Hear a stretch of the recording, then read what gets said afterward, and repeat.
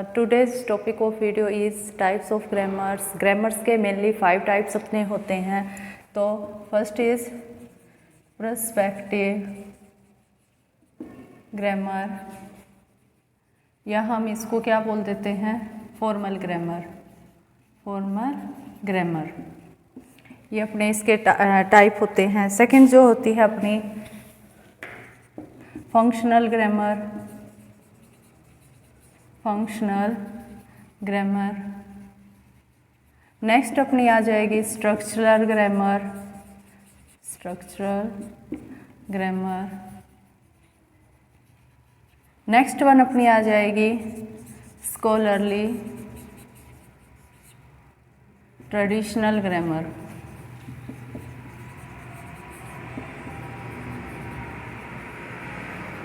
और जो अपनी लास्ट है वो क्या है,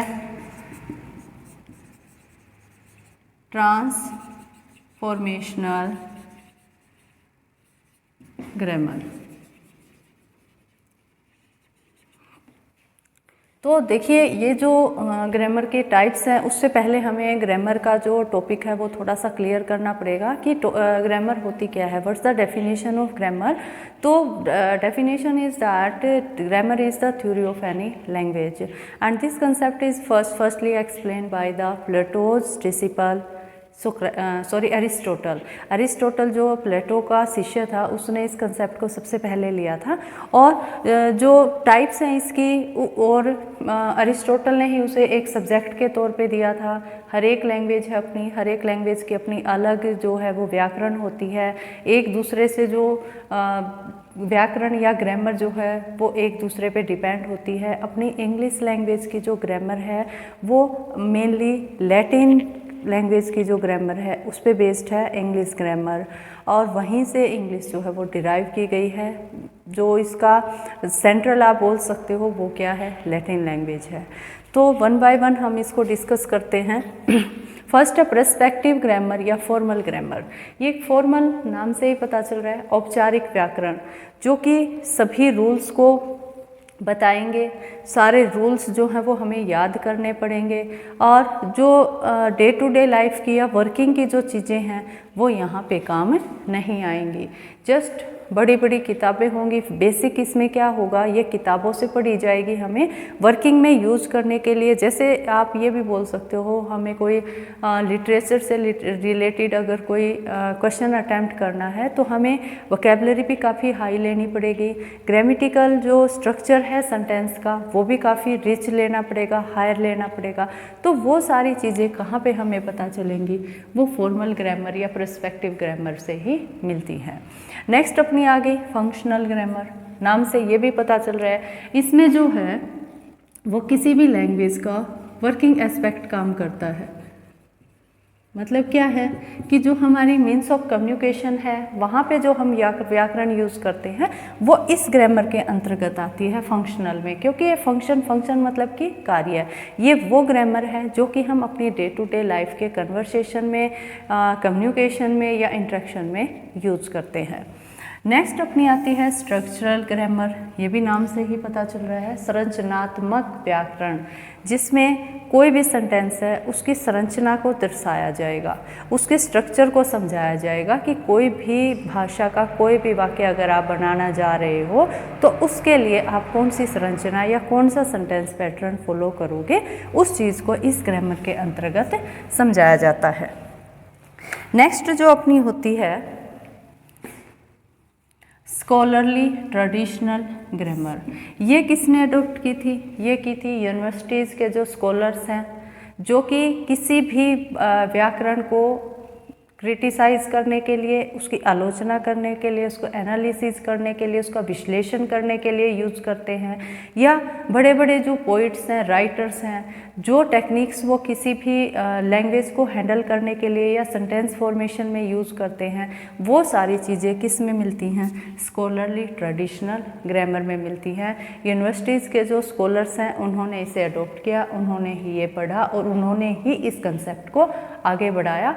और इसमें क्या है, मेनली वो उस चीज़ को किस लिए यूज़ करते हैं, किसी भी रचना को, किसी भी क्रिएशन को, किसी भी बुक को, किसी प्रोज को, पोइट्री को क्रिटिसाइज करने के लिए या फिर उसको एनालाइज करने के लिए, उसका विश्लेषण करने के लिए।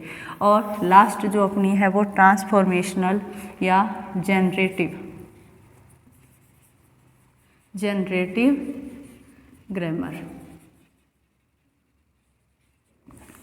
तो इस ग्रामर में क्या किया जाता है, देखो इसमें दो टाइप के अपने सेंटेंस होते हैं,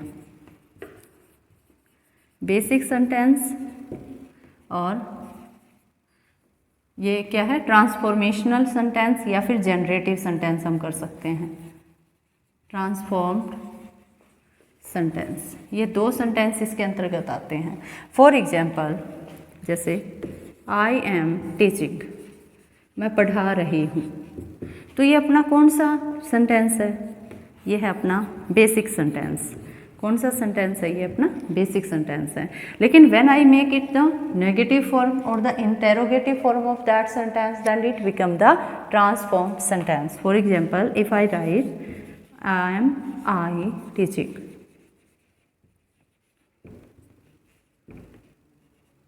तो क्या हो गया, ये क्या बन गया अब इसका ट्रांसफॉर्म्ड सेंटेंस। इसी तरह अगर मैं इसको नेगेटिव बना दूंगी, आई एम नॉट टीचिंग, ये अगेन फिर किसका एग्जाम्पल हो गया, इसका। क्यों? क्योंकि अपना जो बेसिक सेंटेंस था वो तो ये था, इसी को रूप बदल के, ट्रांसफॉर्म करके, इसका रूप बदल के हम सेंटेंसेज लिखते जाएंगे और फिर जो है वो किसका एग्जाम्पल बनते जाएंगे, ट्रांसफॉर्म सेंटेंस का।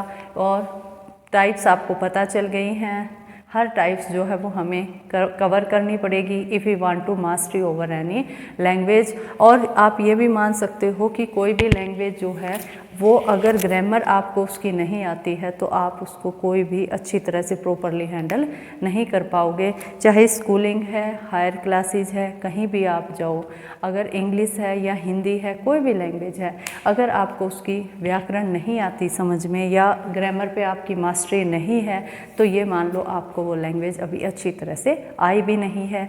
और वैसे भी किसी भी लैंग्वेज पे मास्टरी के लिए हमें 4 स्किल्स चाहिए, और वो 4 स्किल्स जो कि मैं पहले अपने प्रीवियस वीडियोस में भी डिस्कस कर चुकी हूँ। वो 4 स्किल्स क्या होती हैं, अपनी listening, speaking, reading and writing. If we are mastery over the 4 skills, then we can say that we have the mastery over the language.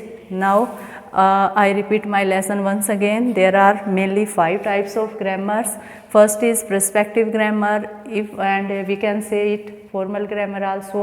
Second one is the functional, next structural, next जो है scholarly traditional grammar, and at last transformational grammar or the generative grammar. Now